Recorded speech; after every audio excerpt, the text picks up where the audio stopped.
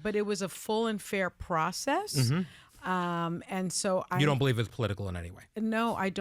So it's only a full and fair process when you get what you want. When you don't get what you want, it's no longer been a full and fair process. You know why, you guys? Sunny Hostin goes off on this producer after he asks one question about Trump. I need you guys to hit the like and subscribe button so you don't miss none of the latest videos that I post. Let's get right into the video. Okay. I know. There have been reports that Yeah. President Biden is continuing to mull presumptive pardons. Yeah. This is something different. So these are basically for people that could be targeted in the future by the incoming Trump administration. We've heard stories of enemies lists and those such things. Do you think you should? I do. Yeah. I mean, I just, I think in, what was it, 2016, we didn't know what we were facing. We just, this guy comes down a golden escalator and he's like, I'm going to be the president. I don't think we thought he would be the president. And we had no idea that he would, try to steal the election.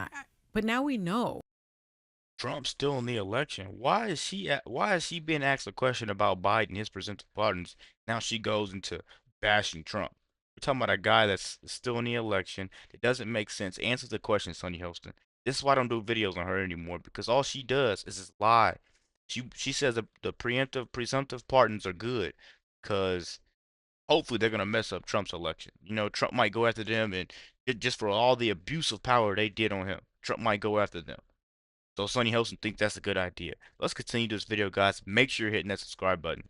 And he says the quiet parts out loud. He's one of those people. And when Maya Angelou said, that people show you who they are the first time, believe them. So he showed me, at least, who he was the first time.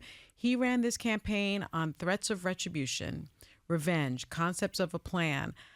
I believe that. And I think people that were really stand up straight shooters like an Adam Kinzinger, like a General Milley, like an Alyssa Farah Griffin, like Cassidy Hutchinson, Liz Cheney, who were out there, telling people what they saw, what they witnessed. There's another Vindman. Wait a minute. Does Sunny Hostin not know what's coming for Liz Cheney? Look at that face. That's the face I want to make when I sit there and say what's coming for Liz Cheney. These people abuse power. They're so corrupt. They act like they're for the world, but in reality they're not. They're all in it to fill their pockets. These Democrats are horrible people. I keep trying to tell people this. And Sunny Hostin, I honestly feel bad for the View because I know something's going to come for them. And it's not too early to repent, man.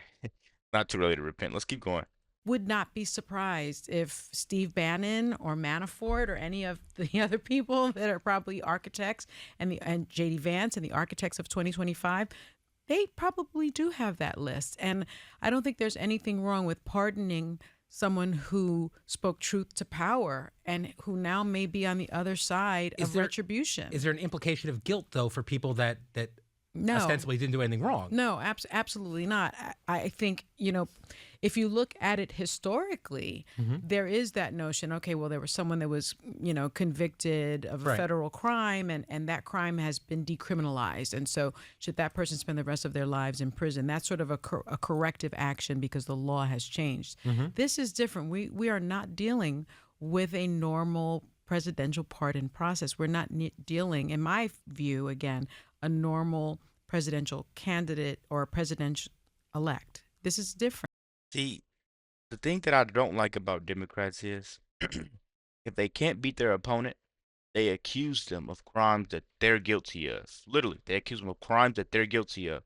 And then she act like she's so good at accepting accountability. She's like prospect number one for never taking accountability. Literally never does. She doesn't want Joe Biden to take accountability for what he's done in office. She's probably the same exact person that would reelect Joe Biden even after seeing his health is declining. You know what I mean? And I think as me being a true American, I don't think I can sit there and let that be right. Yeah. And you must treat it differently. It'll be interesting because we had Senator Fetterman on today, and he was basically saying he's not going to freak out. He's going to wait and see. And Whoopi said that Freaking out and planning are two different things. Right.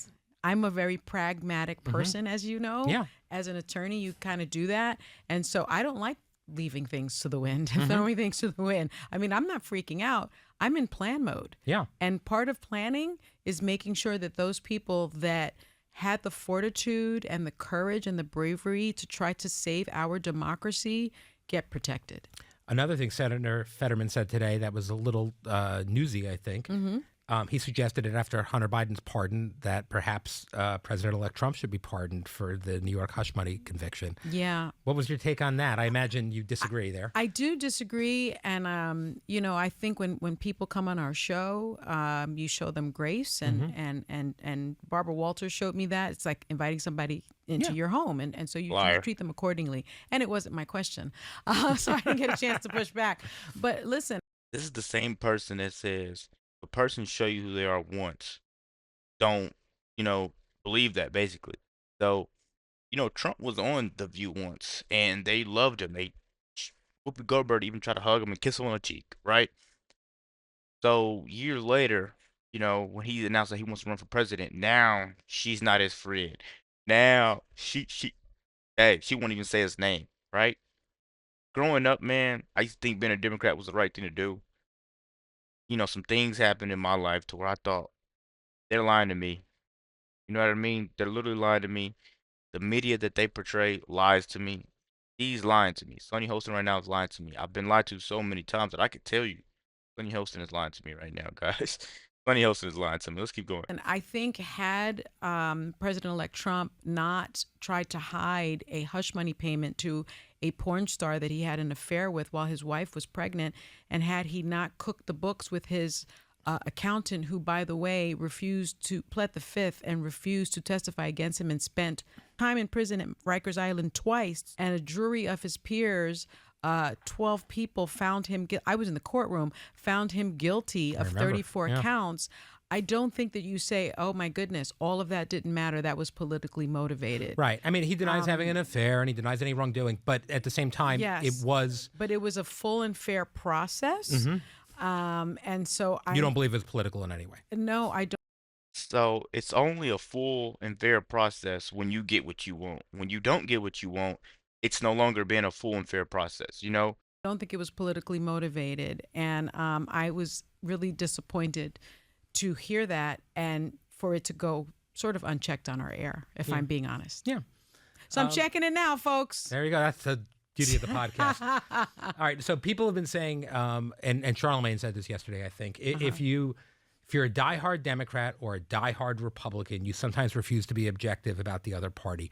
I don't believe that's the case with you because especially I think there's many times where you've had issues with things that the president's done or other people have done, and I've been open about it. Do you think that's the case in general, that diehards have trouble looking in the mirror on their own party sometimes? I think there are some people that certainly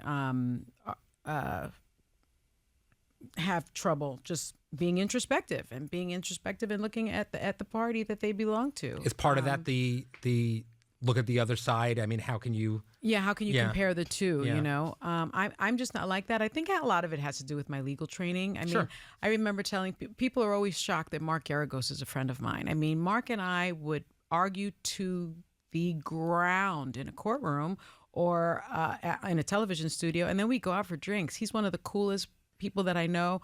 I call him on his birthday every year. I spoke to him last week. I couldn't disagree. So a bunch of word vomit now, you guys, obviously. So let me know what you guys think about this video. I'm sorry. Sonny Hostin is just so like deceptive whenever I'm listening to her horrible voice. Let me know what you guys think about this video. Be sure to hit the subscribe button, like button. We're out.